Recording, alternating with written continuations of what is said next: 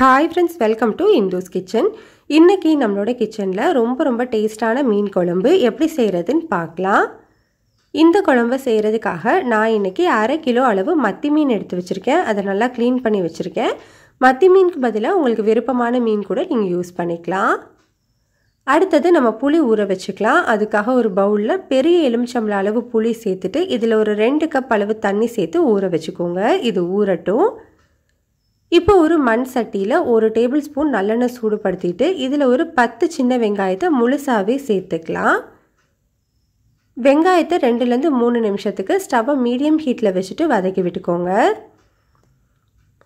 வெங்காயம் இந்த அளவு வதங்கி வந்ததுக்கப்புறமா இதை அப்படியே பிளேட்டுக்கு மாற்றி வச்சுக்கலாம்.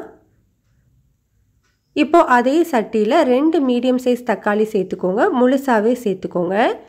இப்போ இந்த தக்காளியை 3லேருந்து 4 நிமிஷத்துக்கு நல்லா வதக்கி விட்டுக்கலாம். இப்போ பாருங்கள், நம்மளுக்கு தக்காளியில் இருக்கிற அந்த மேல் தோல் எல்லாமே பிரிஞ்சு வர ஆரம்பிக்குது. இந்த டைமில் நம்ம ஸ்டவ் ஆஃப் பண்ணிவிட்டு இதையும் அதே பிளேட்டுக்கு மாற்றிக்கலாம். இப்போ இந்த வெங்காயமும் தக்காளியும் நல்லா ஆறட்டும். ஆறினதுக்கப்புறமா வெங்காயத்தை தனியாக அரைச்சி எடுத்துக்கோங்க. அதே மாதிரி தக்காளியையும் தனியாக அரைச்சி எடுத்துக்கோங்க. இப்போ பாருங்கள், நான் வெங்காயத்தை அரைச்சி எடுத்திருக்கேன். வெங்காயத்தை நல்லா ஸ்மூத்தாக அரைச்சிடாமல் கொஞ்சம் குறப்பாக இந்த மாதிரி அரைச்சி வச்சுக்கோங்க. தக்காளியை இந்த மாதிரி நல்லா பேஸ்ட்டாக அரைச்சி வச்சுக்கோங்க. இப்போ இது ரெண்டுமே இருக்கட்டும். இப்போ அதே மண் சட்டியில் 3 டேபிள் ஸ்பூன் நல்லெண்ணெய் சூடுபடுத்திட்டு அதில் 1/2 டீஸ்பூன் அளவு கடுகு, 1/2 டீஸ்பூன் வெந்தயம், கூடவே கொஞ்சமாக கருவேப்பிலை சேர்த்து தாளிச்சிக்கலாம். இப்போ இது கூட ஒரு 8 சின்ன வெங்காயத்தை முழுசாவே சேர்த்துக்கலாம். கூடவே ஒரு 15 பல்லு பூண்டு சேர்த்துக்கிறேன். மீன் குழம்புக்கு பூண்டு கொஞ்சம் அதிகமாக சேர்த்தோம் அப்படின்னா டேஸ்ட் ரொம்ப நல்லாயிருக்கும். இப்போ இதை ஒரு 2 நிமிஷத்துக்கு மட்டும் வதக்கிக்கோங்க. இப்போ இதில் ஒரு 2 பச்சை மிளகாயை முழுசாவே சேர்த்துக்கோங்க. கீரைலாம் வேண்டாம். இதோட வாசனை ரொம்ப நல்லாயிருக்கும். இதை இப்போ 2 நிமிஷத்துக்கு வதக்கிட்டு இது கூட 1/4 டீஸ்பூன் அளவு மஞ்சள் தூள், 4 டீஸ்பூன் அளவு வீட்டில் அரைச்ச குழம்பு மிளகாய் தூள் சேர்த்துக்கிறேன். இந்த ரெசிபி லிங்க் டிஸ்கிரிப்ஷன் பாக்ஸில் கொடுக்குறேன். விருப்பம் இருந்ததுன்னா செக் பண்ணி பாருங்கள். குழம்பு மிளகாய்த்தூள் இல்லைன்னா 2 டீஸ்பூன் தனி மிளகாய்த்தூள், 2 டீஸ்பூன் அளவு மல்லித்தூள், 1/2 டீஸ்பூன் சீரகத்தூள் சேர்த்துக்கோங்க. கரெக்டாக இருக்கும். இப்போ இது கூடவே ஒரு 1/2 டீஸ்பூன் அளவு காஷ்மீரி மிளகாய்த்தூள் சேர்த்துருக்கேன். இது கலருக்காக தான், இருந்தால் சேர்த்துக்கோங்க, இல்லைன்னா ஸ்கிப் பண்ணிக்கலாம். தூளோட பச்சை வாசனை போகிற வரைக்கும் நல்லா வதக்கிட்டு நம்ம அரைச்சி வச்சுருக்கிற வெங்காய விழுது சேர்த்து ஒரு 1 நிமிஷத்துக்கு வதக்கிக்கோங்க.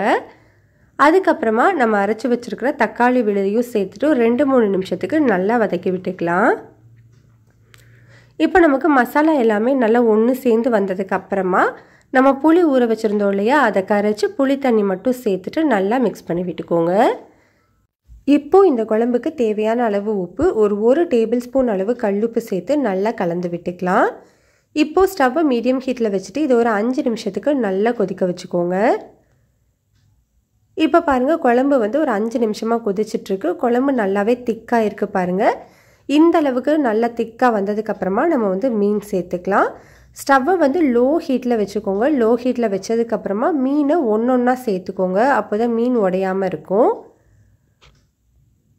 எல்லா மீனையுமே நீங்கள் சேர்த்ததுக்கப்புறமா இதை அப்படியே ஒரு மூடி போட்டுட்டு ஸ்டவ்வை லோ ஹீட்டில் வச்சுட்டு ஒரு 5 நிமிஷத்துக்கு மட்டும் வச்சுக்கோங்க. ரொம்ப நேரத்துக்கு மீனை வேக விட்டோம் அப்படின்னா நம்ம எடுக்கும்போது உடஞ்சி போயிடும்.